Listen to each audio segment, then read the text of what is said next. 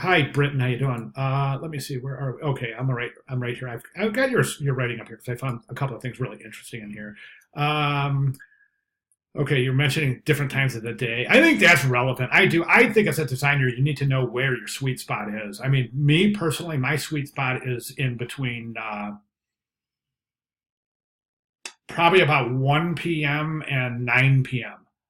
Those 8 hours in there are my sweet spot. I'm not as productive in the morning and I'm not as productive late at night. So that's interesting. I think it's very healthy for all designers to recognize their sweet area, their sweet spot in the day in terms of creativity and execution. And I also want to talk about this. You talk about sketching, and that's important. You say you're starting to get used to starting a project with sketches, and that's fantastic. I love hearing that because I'm big on sketches. And you know what? At the Art Institute here, we sketch. I mean, we sketch, right? All of your classes, and it's very very important. And the Art Institute is an institution that it very much recognizes the value of sketching in design and enforces that and instills that upon the students, which I think is really important. And I also think it's kind of understated in today's design education. I know that of several schools that don't require the amount of sketching that we require here. And I think it's a disservice. I really do. I think that good designer sketch, end of story. That's all there is to it. I mean, we can think, we can conceptualize sketching as a way to really springboard ideas rapidly. And it's a win-win-win scenario. So in my studio, we sketch. Nothing comes, I won't accept work that comes in digitally. And my designers know that. They don't even do it anymore. I mean, it's the first thing I get is a brief, creative brief. Tell me what the project is, what your conceptual approach is, and then I need to see sketches. I don't. I think it's a mistake to go straight to the computer. Always have, always will. Okay, enough of that. Right? Let's get to your work. Let's jump over here. So, Britton, my only problem here is I'm not real sure what this is. Is this a book cover? Is this a magazine? I'm sorry, a magazine. Is this a book cover? Is this a movie poster, or is this a theater poster? And it could be either of the three, right? But we need to really make sure that we know exactly what it is.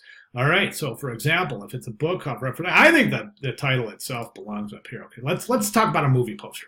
All right. So you've got Die Hard, right? And then you have a byline for like I keep on thinking of that Jaws. Remember that old shark movie Jaws where it says just when you thought it was safe to get back in the water, just when you thought it was safe to go in the water.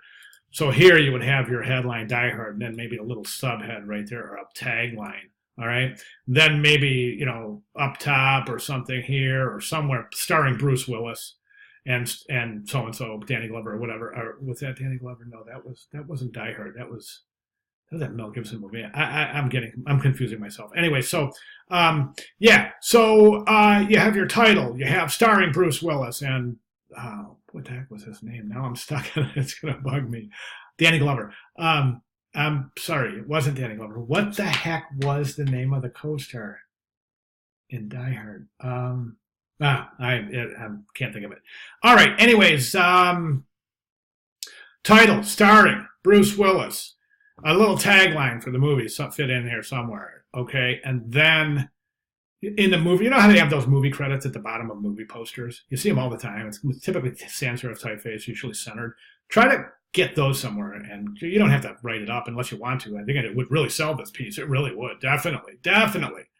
Get the movie credits in there, maybe get a Sony Pictures logo here, Columbia Pictures or whatever, the movie credits, the title, starring Bruce Willis, and then a little tagline somewhere, and then really get it looking like a movie poster. Conversely, a book. Okay, so a book would be a little bit different. So you would maybe say, but Die Hard, and over here, a novel by, and then make up an author's name because I don't think this was ever a book. Do you see what I'm saying? And then maybe New York Times bestseller or something like that. And then a theater poster would have, of course, you would have the title, then you would have a little brief synopsis and the dates maybe, and then the location and times, etc. So you really want to get this to look like exactly what it is. Now, as far as the concept goes in that. I mean, I think it's pretty good. But right now, if I were to look at this in a portfolio, I would say this. I would say, okay, so you did a cutout filter in Photoshop, right? But there's a way around this, and I think it's a really easy way. And if you have time, I'd like to see you do it. If you don't, I totally get it. Maybe you could do this on your own time sometime before your student portfolio. But if you take this in Illustrator, just as it is with this filter applied, you can count a few different tonal areas, right? There's 1, 2, 3, 4, 5, 6, 7 tonal variations right there. Well, what you can do is cut that down to about 3 or 4. So you have this black over here. Just go over this black area with your pen tool. See what I'm saying? In Illustrator, just go through this whole thing, right? That's all black. Then come in here and put that brown area in there, and then start tracing around this area here. And you'll have to simplify a little bit, but you'll get the shading in place. All right, then you would draw the eye in Illustrator. It's a pretty quick process, and I think it might loan itself well. It's up to you. Like I said, if you don't have time, you don't have time. I totally get it, but I think it would add an air of originality to the piece as well. All right. Finally, as far as this piece goes right here, I almost missed Die Hard at the bottom. It's really difficult to read. It's got a couple problems. The type itself looks fantastic, but I'm seeing something here that we have in our design that I didn't notice before. And it looks like your counters are closed. I don't think that is the way that these were originally intended. So that means you would have to go in and cut out the middle here to get that hole punched through the middle. That would either be, if you're using Photoshop, it would be Pathfinder. If you were using Illustrator, it would be selection techniques and then delete that area, select that out and delete it. All right, so, but what I was saying about that is it's got a drop shadow, it's making it a little difficult to read. It's got no contrast, so it's almost adopting the colors around it, which makes it really, really difficult to read. All right, so enough said, right? A little bit more work to do. Good concept. Great job. Any questions at all, please let me know. I'll be glad to clarify. Thank you very much.